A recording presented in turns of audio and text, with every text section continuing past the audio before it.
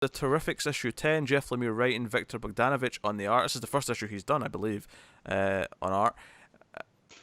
It's interesting Yeah. to me that we had Gene Luen Yang on the annual, and we said, hey, he'd be good to do more Terrifics. And then we've got the artist from New Superman also working on the book. Can't help but think that ideas are brewing here. Just a little confession. Obviously, I missed that week. I couldn't finish the annual. I couldn't finish that Gene Luen Yang. I couldn't get through it. Oh man. I know, Yeah. Well, so I missed a little bit with whatever this was. Damn when it, this referenced Connor. the annual. This issue was the most Marvel of the Terrifics, down to the way it ends. I'm just. What you mean when he Lemire's... says "Terrifics no more" and he's walking away like Spider-Man walking away from the thingy? Yeah. Yeah. And I imagine that he threw his mask in the trash, but he didn't. Yeah. But I love the coloring on that page as well. Yep. The other page I really love the coloring on, especially, is the page where Terrific's stabbing the thing in the eye. Yeah. It's pretty great. Leap. Yeah. So basically, this is they confront Java, and Java's like, "Well, screw you guys. Here's the celestial being that you encountered before." So they have to fight the celestial being. So everyone kind of teams up. Tom Strong and his family. He calls it a celestial. Lemire's just doing this in spite. You know what I mean? Celestial Titan. Yeah, because he announced he's not doing work for hire anymore.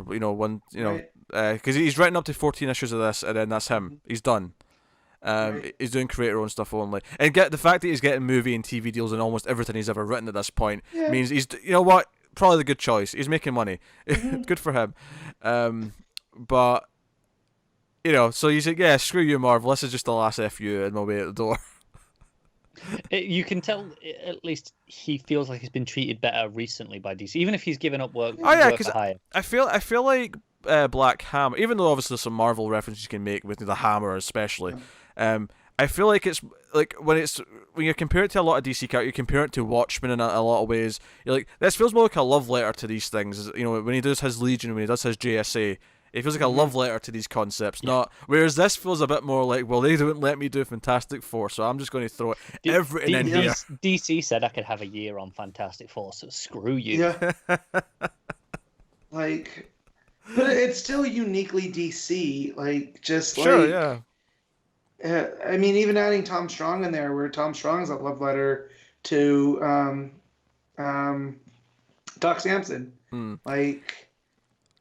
Joe, I liked about this. I liked that by the end, and they realized, wait, we're back on Earth. We don't have to. We're not bound together anymore. You know what? We'll just split up. Yeah, that's the point. But I love that Linnea, the one who, was away from our planet, who did want to go back a lot back at the start. It's like, no, wait, we're a team now, though, and we have to defeat Java. Like, he's our nemesis. Yeah.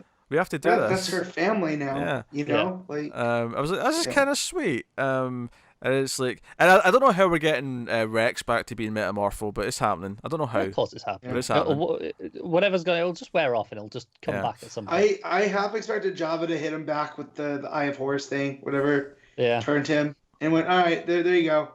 See you later. If I can't have Sapphire, you can't be Rex. If I was to guess here, I'd say that the final, maybe not the final issue, but I'd say the final point of this book is it'll be them deciding to stick together as a team, and that'll be kind of where it leaves off. And it's up to DC if they want to continue the book and let someone else come in and actually write the adventures of the Terrifics. But that's where Lemire's leaving it. Sure. Is them saying, hey, okay, you know what, we're deciding that we are a team, we are a family, let's do this. Which should be fun. Obviously, there was some fun Plastic Man shenanigans as well, as there usually is.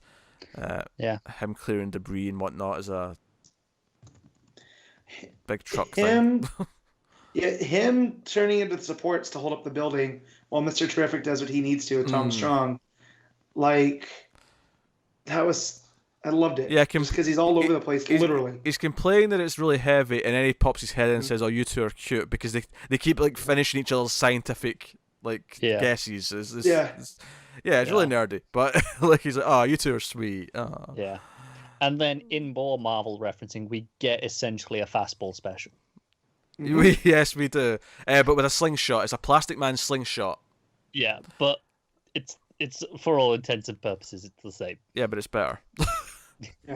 It is. I will say I really like Bogdanovich, and I think his art in this is still very good. But I don't think he's the right fit for this book.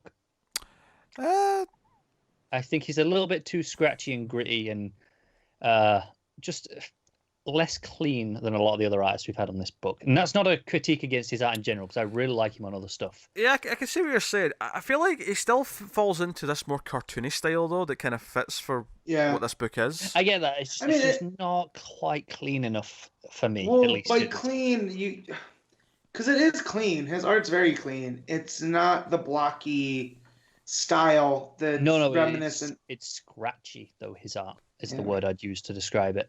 Yeah.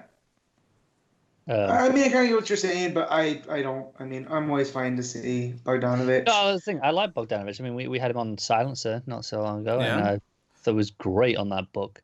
But there's nothing wrong individually with the art. I just don't think it's the right fit for this book. Okay. Yeah, compared to Shaner and who else have we had on here? Like, it's one of these things. It's not like the other one. I think he fits on this book more than Reese did. I agree with that. Yeah. But I think Reese was a mistake on this book. Even though, again, I think he's a fine artist, I think it was a mistake on this title. Yeah. No, I like this issue. I like what it set up. And it sets up at the end, of course, that Dr. Dread, aka Java, is going to set up his own team. Now that Terrifics of Despise, like, no, I'm going to have my own team. An army. Yeah, his army. Is this where we get Dreadbots? Yeah.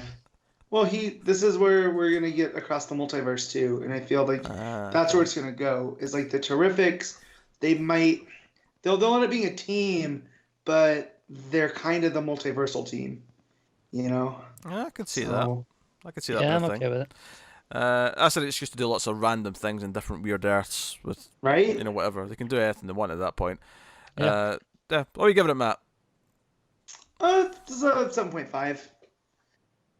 Connor? It's just a straight 7. I'll go back. I'll go straight 8. I feel like the Terrifics has never let me down. I've never not had just a blast reading it. And this was mostly fun action, this issue, but I like the emotion stuff at the end with Lemire. I thought it was a nice touch.